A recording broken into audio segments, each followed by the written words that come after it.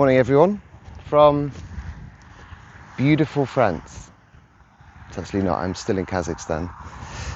But yeah, I thought I'd give a quick update video as to the events of yesterday. So, everything was going very well. I was having a nice ride, got to the Russian border in quick time and had my Desert Fox fuel bladder all filled up, and even got invited into a Russian family's car because it was really hot, so they invited me in for the aircon. So yeah, everything was going really well. Got to the border, thought I'd clean my phone, yeah, went through the procedure. They checked my bike, everything was going fine. Then they started taking lots of pictures of messages on my mobile phone, and 10.5 hours later I was refused entry. So, still in Kazakhstan. Yeah, apparently there's two reasons that they gave me. The first one was that there were some messages that were disrespectful to the Russian government and politics. And the messages they referred to were from March 2024, and it was a discussion between a friend of mine and I on a podcast that I'd been listening to called, not a podcast, sorry, a TV series that I've been watching called Turning Point, about the Cold War. And all it was stating some of the facts that that series mentioned about what Stalin did during the Cold War. In fact, pre the Second World War, during the Second World War, and after the Second World War when the Cold War started. So it's just a discussion about that because it isn't something that I knew about. There's no opinion, none of these things. It was just simply, oh, it just said this, I didn't know it, sounds terrible. Maybe that's the opinion. So that's what they thought was disrespectful to Russian politics. And the second reason was they said that I showed some sympathy to Ukraine. And the message they referred to on that was, a week or so ago, I was chatting to my friend and voicing a little bit of my concern about the fuel situation. And then I also said, because it was right about the time that that Ukraine attacked the refineries in Russia. So yeah, all I said was, I'm a little bit concerned because it seems that what Zelensky's done is quite effective. And if I was him, I'd probably be planning more because he'll be able to see the disruption. So that was just a statement of fact, and more aligned to the fact that what am I going to do with Russia, with fuel as I go through Russia. And interestingly, the family that took me in said I should be very careful about Russia and the fuel situation because they said it's very bad. And they also told me to reroute the route that I had, which was going through the mountains, through some small towns. They said reroute that because you won't be able to get fuel, and it's only big names like Gazprom and I don't know the others, but Gazprom and things that you'll be able to get some fuel at. So they said reroute. So I was like, okay, so it's a genuine concern, but it's nothing about, oh yeah, go Ukraine, all of these kind of things. But they were the two things. And it took them 10.5 hours to come to that decision. And actually, towards the end, I said, look, okay, you know what? This is taking way too long. I'm just going to go back to Kazakhstan. Fuck it. I'll do it. I'll try again tomorrow, or I'll do something. And they said, okay, you want to go back to Kazakhstan? I said, yeah, so give me my documents back. I just turn around and go because you haven't stamped my passport or anything. And they said, okay, that will take maybe 20 minutes. But first, let us tell you that you've been refused entry. And then they stuck a big black stamp on the visa that I got from the UK, which is really a waste of £215. Yeah, took my fingerprints, took a mugshot, stood next to a height measure, took photographs front, left and right, and then said, okay, have a nice day. Have a nice day. I think they were making fun of me then. It was at night time when I left. Then they also said, we're going to keep you waiting for a little bit because we need to contact the military checkpoint in the Kazakhstan border station so they know that you're coming. And I thought, that sounds really weird. Why would they need to know I'm coming? There's a fence everywhere, so I'm not exactly just going to turn around and try and sneak into Russia. That'd be a very sensible idea. So anyway, so they kept me waiting. And then they said they're waiting for a telephone call from their boss to confirm that the Kazakhstan military checkpoint has been spoken to, and then I can go. I'm like, how long is it? So it's just a perfect example of how broken and bureaucratic the Russian system is. Nobody makes a decision and takes responsibility. A case in point was I needed the toilet, and there was an FSB guy who was talking to me. He's quite a young guy and seemed quite nervous. So maybe he's new, but he said, yeah, I need the toilet, so can I go? And he said, oh, the guy who's coming to take your fingerprints has the key for the toilet. And I said, okay, what if you need to go to the toilet? What do you do? And he says, oh, we have to ask him. So there's some guy whose responsibility it is to hold keys so staff members can go to the toilet, and they have to ask for it. It was just a perfect example of the types of promotions you can get within the Russian bureaucratic system. You can start as a typical civil servant, and if you're lucky and get promoted, you get a set of keys for the bathroom, and you can control when people go to the toilet or not. It was ridiculous. And the sad thing as well is, I mean, I was pretty calm. I was tired towards the end because they don't offer you anything. So I had water, but no food since 7 o'clock in the morning. But you can't really get too angry with the people at the border station because they're just doing their job. And in honesty, I feel sorry for them that they are in such a system where they have to say, yes sir, no sir, 3 bags full sir, through fear of reprisals. And in a country where there's a lot of people and maybe not enough jobs for a lot of people, getting into the civil service might actually be a stable future for them. So on one hand, I feel a great deal of empathy for those people, but on the other hand, I just think the whole Russian system is just completely screwed up. And it's such a paranoid state. I mean, I don't understand why they would refuse entry because I made a comment on a documentary series that I didn't write, and why they are worried about the fact that I said that the effect of Zelensky's strike on the refineries is effective, because it is. People are coming to Kazakhstan to get fuel and try and smuggle it back in.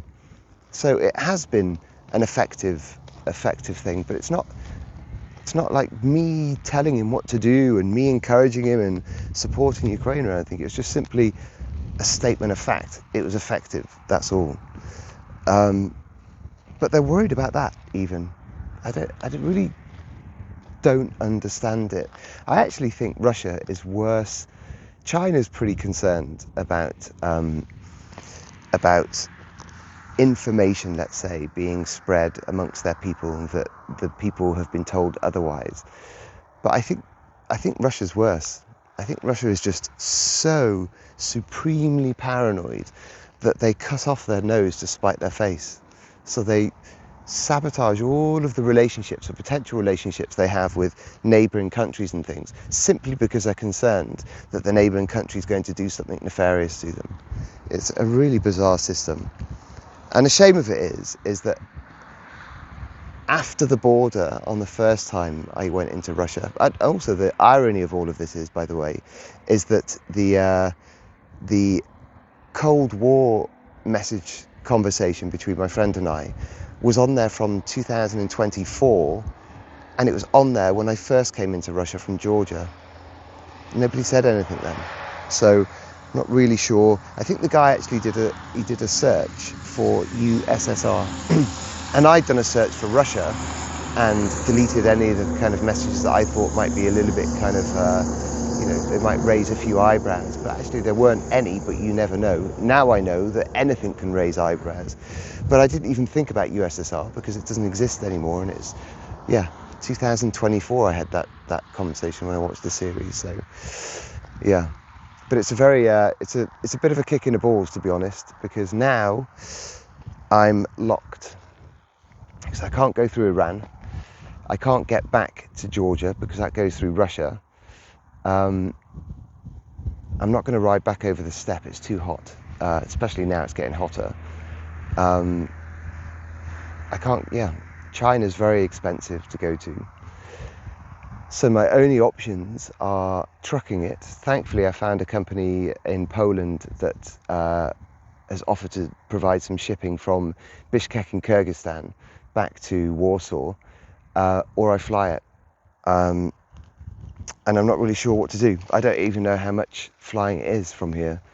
But I know that there was an Israeli guy that I met who flew his bike from Almaty to Estonia. And actually, I thought that sounds quite nice because I've still got the summer. So riding through the Baltic states might be okay. But yeah, I don't know what to do. But anyway, now I'm going back to Oskerman because there's a train from Oskerman to Almaty, and I'm also not going to ride back to Almaty on the road because I was getting weather warnings that it was 45 degrees in Almaty over the past couple of days. So I'm not riding in that again. I think I did suffer from heat exhaustion. So this day that I took off in Oskerman, where I'm going back to now, helped a lot because I was just permanently tired and dehydrated. Yes, I'm going to go back to Oskerman. I'm going to see if I can put my bike on a train. If I can't, I am riding. Put my bike on a train to Almaty, and then I'm going to spend a few days in Almaty because it looked like a nice city and I could look around and maybe even take a couple of trips into the mountains that surround Almaty, and then think about what to do, find out prices for air freight, and if it's not too horrendous, maybe do that because it'll be quick. And if not, with a Polish company, I can just leave my bike at their kind of designated hotel and they'll pick it up whenever they're coming through next, which I think is maybe in a month or so. So then I'll just get on a plane and fly back to Europe myself and wait for my bike. So yes, it's a bit of red tape, literally red tape. It's more like a red brick wall actually, rather than a red tape. But yeah, so now I'm here in this beautiful countryside that does look a lot like France, or in England in fact, and they're all sunflowers. It's very beautiful when you go up close to them, and they're all over the place. So yes, it's very nice. It's still only 28 degrees here at the moment, and the wind's blowing, so it's not too unbearable. Further south is tough. It's tough riding when it's super hot. So I think I'm going to try and have a different experience and change this road trip to Mongolia into something different. Now it isn't a road trip to Mongolia. Now I can maybe start thinking about planes, trains and automobiles. So that's it. There's nothing else to say. I'm not going to Mongolia on my bike. I think, when I got to the Kazakhstan border, the border guard said to me, "Why have you been there for so long?" Because they could see the stamp, but they couldn't see an entry stamp into Russia. They could see the exit stamp from Kazakhstan. And they asked, "Why have I been there for so long?" And I said, "I don't know. Nobody told me anything." And they kept me waiting for ages. And when I started speaking to the FSB guy, I said to him, "Why?" Because it was about 4 o'clock in the afternoon, and I'd been there and already had my passport done, and they'd scanned my, they'd searched my bike and things. That was at 12 o'clock, midday. And at 4 p.m, 2 French couples came in their camper van on the way back from Mongolia, and they told me it sounded great, which is horrible to hear. They were coming back, and they then sat there until 7 p.m. Then they had an interview with the FSB's guy, and then they left, and they were released. So then I was called in, and I said to him, "Why am I last? And I've been waiting since midday." And the FSB guy said, the border guard who took my passport only told him about me at 4 p.m. So he literally did nothing between 12 and 4, just kept me sat there waiting. Didn't give me any updates, even though I knocked on the door and asked him what's happening. He just said, "Please wait, please wait, please wait." So God knows why he kept me waiting. But I think they just play games, particularly if you're from a country like the UK or somewhere that maybe, has been supplying a few arms or missiles or something. I don't know what it is. I don't know what their rationale is. But yeah, I think they just like to just stretch their authority by making you wait and not giving you any information and things. So it's quite crap. But anyway, they said, at Kazakhstan, they said, why have you been waiting for so long? And I said, yeah, I don't know. Nobody told me anything. And the border guards at Kazakhstan said, yeah, they should have kept you updated as to what was happening. It doesn't take this long. And then they said, where's your dismissal paper? And I'm like, I don't even know what that is. They gave me back my motorbike V5 and my passport and said I can go. And they even forgot my temporary import permit, which I needed for Kazakhstan again. So I asked them to go and get that, and they found it and gave it back to me, but gave me nothing else. And they said, okay, they should have given you a dismissal paper, which gives the explanation as to why you were refused entry. I'm like, no, they didn't give me any. And then I asked, they asked to see the messages that that the Russians had a problem with. So then I showed the messages, and the Kazakhstan guy said, it's true about Stalin and apparently what he did with the Ukrainians and Kazakhstan people and all of these different things. And the Kazakhstan guy said, yeah, it's true what he did. So yeah, I mean, it was just a statement. I didn't really have an opinion about it. I do have an opinion about it, but I didn't put it in my messages.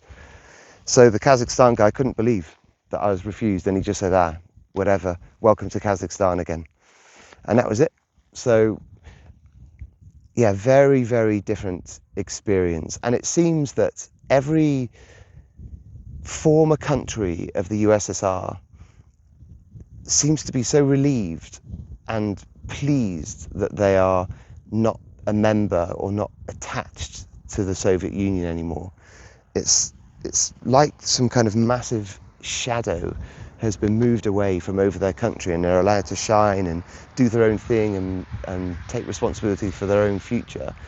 And almost all of them dislike Russia. So I think maybe Russia should probably look at that as a political statement and try and maybe come up with a different strategy that, you know, if you're so disliked, why is it? Is it because they're all wrong, or is it because you're doing something wrong in your own political system? And maybe reform is needed. But unfortunately, because of the people at the top, reform's not going to happen until death. So yeah, and I don't even know if how long I'm banned for. I don't even know if I'm banned from Russia or if I was just refused entry on this occasion. I had absolutely no explanation whatsoever. Yeah, just a black stamp on my visa, cancelling that visa. Yeah, so I'm just not even sure if I can come back to Russia if I just wanted to fly in. I'm not even sure I'm allowed to do that at the moment, so perhaps I need to speak to the embassy in the UK. The funny thing is, I could speak to the embassy in the UK, and you can almost guarantee it'll take so long for them to reply because none of them want to make a decision. It has to go so far up the line, and then it comes all the way back down, and the person at the top, usually it seems in these authoritarian bureaucratic systems, the higher you are, the more incompetent and lazy you are. So they don't rush to do anything, because why should they? They're at the top. And especially, why should they, to answer a question for a little old Brit who's been banned from entry to Russia? So yeah, it's a disappointing position, because I went through a bit of a tough time with the heat and wasn't really sure if I wanted to continue. Then thought, okay, come on, that's part of it, it's part of the journey. And now that journey's been ended because of something that I think is quite innocuous. Yeah, it's life, huh? I mean, I met these French, there are two nice French couples, but one of them was particularly nice to get on with. And I was awake early anyway, because the curtains one thing I'd say about Kazakhstan is they're not so keen on thick curtains. So when the sun comes up, it's bright. But there was a knock at my door at 6:30 this morning. And thankfully I was up anyway and doing some stuff. And it was one of the French couples, and they were driving by and saw my motorbike and came in to see if I was all right and what happened. And yeah, they were a little bit, they couldn't believe it either. But they had a nice journey. They entered Russia in Georgia and then stayed in Russia until Mongolia. And then on the return leg, we're going to go through, or they are now in Kazakhstan, and they're going to go through Kazakhstan and maybe some of the other stands. They're not sure about whether they want to keep going in the severe heat, but they're very nice, and it's nice of them just to come and check that I was okay.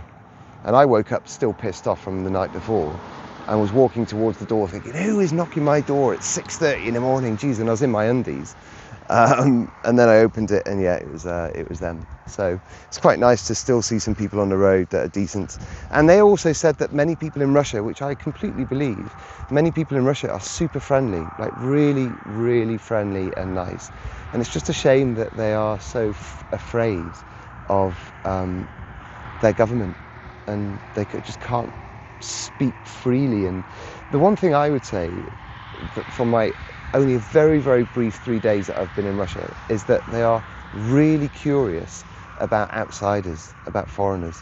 And I think that in itself kind of says something, that they are so curious about Westerners and all of these different things that they just want to have this interaction, but they just don't know how to, because their information systems are so heavily censored within the Russian territory, and they're just constantly fed misinformation.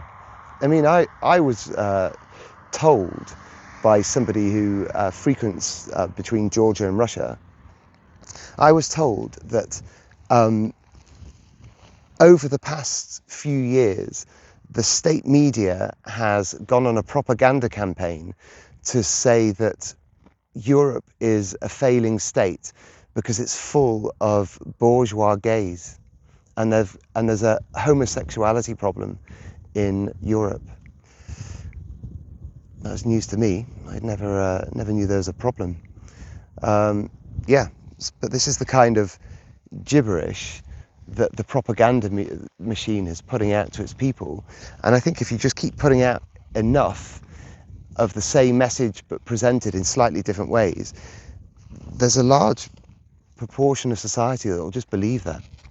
So, yeah, there's it's really, and interestingly, the family, the guy who was the father of the family, who invited me into their car and let me enjoy the aircon, they couldn't speak English, so we were only communicating via Google Translate. But I saw him open his phone, and his wallpaper on his home screen for his phone was the Soviet flag, some kind of artistic impression of the Soviet flag. So whether he worked for a state-owned company or what, I'm not really sure. And in fact, he's Russian, but moved to Kazakhstan for some reason. I think his parents are from Kazakhstan, but he was born in Russia. So they were born in Russia, then they moved to Kazakhstan, and then they moved back to Russia because after the USSR collapsed, Kazakhstan people generally don't really think very fondly of the Russians. And he said his family felt that. Nothing happened to them, but they just knew that the Kazakhstan people didn't like Russians. So the family moved back to Russia. So I'm not sure if he's like a real nationalist, and that's why he's got the flag, or whether he works for a state-owned company and that's why he's got the flag. I'm not really sure. But yeah, he had the Russian flag as his wallpaper on his mobile phone. So he's always reminded how lucky he is. Yeah, and he also came and bought 2 full tanks of fuel from Kazakhstan. He dumped one somewhere. I don't know where he dumped it, but he dumped one somewhere, and then left one at his parents live in Kazakhstan still. So he left one of them at his parents' place. And I asked, why did you leave them? And he said, because now the Russian government and the Kazakhstan border are getting very strict on smuggling, so I couldn't take it back. So he didn't want any problems. So he just did the journey and just wasted the fuel sitting in Kazakhstan. And one of them's gone. I don't know where that dump was that he mentioned. So yeah, so it's I think the fuel situation is pretty bad, in honesty. Yeah, and in fact, the French couple, they're driving diesel vans, and they said diesel was no problem, but they said benzene is the problem, and they didn't pass a gas station that didn't have queues coming from Mongolia. So perhaps it's a blessing in disguise, this rejection. It doesn't feel like it, but perhaps it is. Maybe Mongolia's destined for another year. Yeah, still a bit disappointing. But never mind. Anyway, that's where I am. That's my long video about what's happened. So yeah, my advice to anybody who's going to Russia is delete. Just make a backup of all of your chats and delete your entire chat system, and then put your backup back on your phone when you leave Russia, because God knows what it could be that could deny you entry. But yeah, very complicated. Anyway, onwards.